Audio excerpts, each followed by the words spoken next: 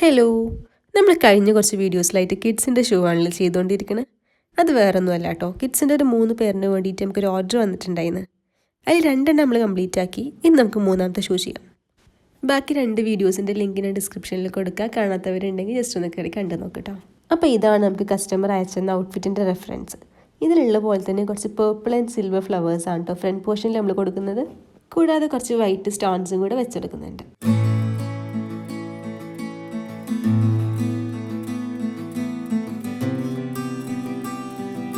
അടുത്തതായിട്ട് ബാക്കിൽ കൊടുക്കാൻ വേണ്ടിയിട്ട് നമുക്ക് ഇതുപോലെ ഒരു ബോ ചെയ്തെടുക്കാം.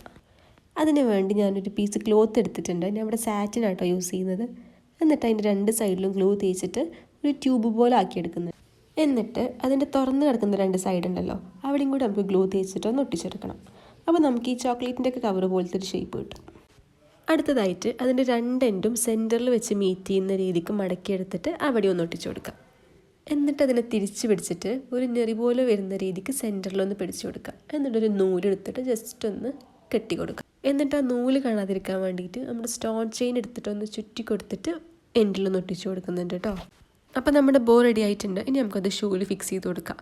ജസ്റ്റ് ഗ്ലൂ വെച്ച് മാത്രം ഒട്ടിക്കുക എന്നുണ്ടെങ്കിൽ അത് കൊഴിഞ്ഞു പോകാൻ ചാൻസ് ഉണ്ട്. അതുകൊണ്ട് ഞാൻ നൂല് വെച്ചിട്ട് ഒന്ന് തുന്നി കൊടുക്കുന്നുണ്ട് കേട്ടോ.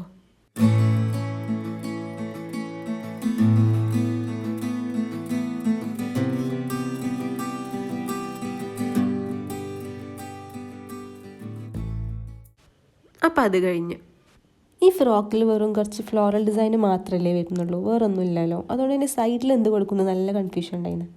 പിന്നെ സൈഡിലും ഫ്ലവേഴ്സ് തന്നെ കൊടുത്താൽ അത്ര ഭംഗി ഉണ്ടാവില്ല തോന്നിയിട്ട് ഒന്ന് മാറ്റി പിടിക്കാൻ വിചാരിച്ച്.